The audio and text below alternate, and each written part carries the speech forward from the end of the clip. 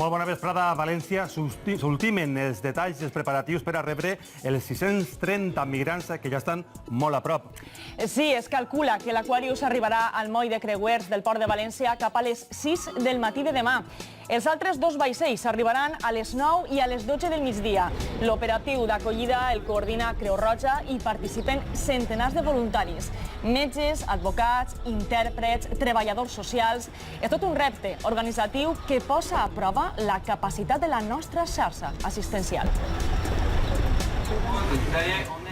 I un altre dels casos que més preocupen és la situació legal en la qual quedaran els migrants en arribar a València. 70 advocats d'ofici valencians es preparen ja per a atendre cas per cas i donar-los cobertura jurídica. Encara s'estudia si tots rebran l'estatut de refugiat. Y buen criterio. María José Alcón, exregidora de l'Ajuntament de València i esposa del vicealcalde de la capital, Alfonso Grau, ha mort este matí a Callosa d'en Sarrià, a la Marina Baixa.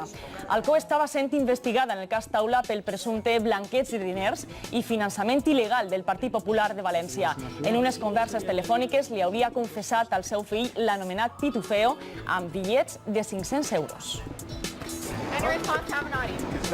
I l'excap de campanya de Donald Trump es troba en presó preventiva. La Fiscalia investiga la suposada implicació de Rússia en la campanya electoral del 2016 que el va dur Trump a la Casa Blanca. Està acusat de conspiració i obstrucció a la justícia.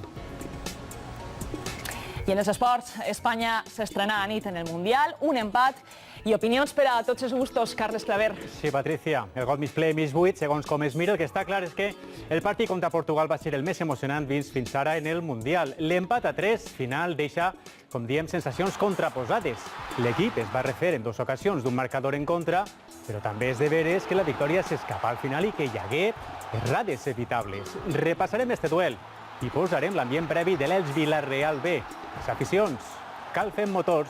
A hores d'ara i esta vesprada pràcticament ompliran l'estadi Martínez Valero. En joc, recordem, una plaça en la segona divisió. I pel que fa a l'oratge, cap de setmana on en principi, Victòria Rosselló, tindrem sol i bones temperatures. Així és, Josep. Hem de dir que la situació es normalitza després d'un inici d'estiu més que atípic. Al llarg de la primera quinzena on hem pogut parlar de temperatures molt més baixes del que és habitual i amb tempestes també molt més freqüents. Avui ja tenim una situació més normalitzada pel que fa als termòmetres, tot i que tampoc són excessives les temperatures. Es preveu que les màximes avui siguen o es situen al voltant dels 30-31 graus.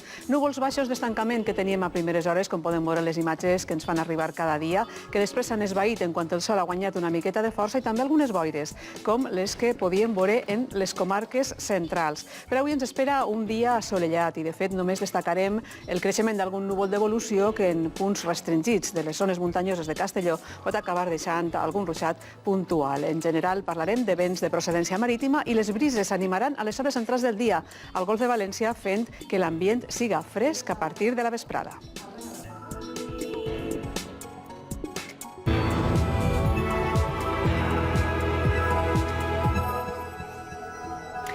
En menys de 24 hores, el Port de València rebrà els 3 vaixells que formen part de l'operació Esperança del Mediterrani amb 630 migrants rescatats a bord. Sí, es tracta d'una situació extraordinària i sense precedents que València perquè prepara un gran dispositiu humanitari que es doni la millor acollida. Al port es troba Rosa Romero. Rosa, quina serà la prioritat d'atenció només arriben a aquest port?